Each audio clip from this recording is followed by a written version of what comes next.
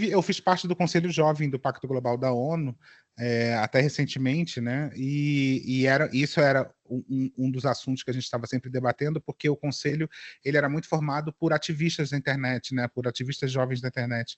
Então a gente está o tempo inteiro na linha de frente do assunto do discurso de ódio, né? O que a gente percebe, assim, eu não gosto de construir esse pensamento do discurso de ódio desconectado da sociedade, né? O discurso de ódio ele é uma coisa presente na sociedade, e é óbvio que a internet, não só a internet, mas os algoritmos, a maneira como as redes se estruturam, tudo isso reflete a maneira como a gente se estrutura na sociedade. Agora, é claro que a partir do momento que o discurso de ódio está ligado num pequeno grupo, numa pequena comunidade, numa cidade, num grupo de pessoas pequeno, isso é muito menos destrutivo, mesmo que a gente saiba que é muito destrutivo, é muito menos destrutivo do que a gente ter uma ferramenta que possa fazer com que milhares de pessoas se juntem para falar, para atacar, para criar uma inverdade. Então a gente sabe que a internet ela potencializa a forma como a gente, como sociedade, se estrutura. Então não é a internet que cria o discurso de ódio, e isso, se hoje a gente vê esse discurso de ódio cada vez crescendo mais, a gente entende também que isso é um reflexo da sociedade, a maneira como a gente está vendo. Eu vejo que a gente passou durante até um pouco ali 2018, 2019, a gente teve um florescimento muito forte do ativismo, e principalmente na internet, mas também no offline, na vida real, né?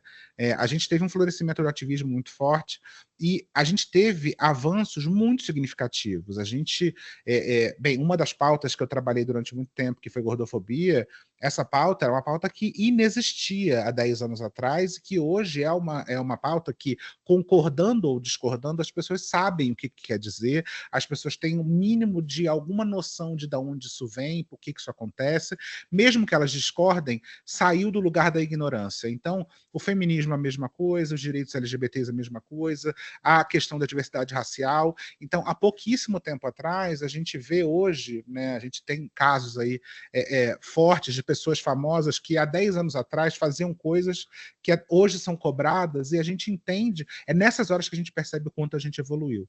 Então, nós como sociedade, nós entendemos as questões da diversidade.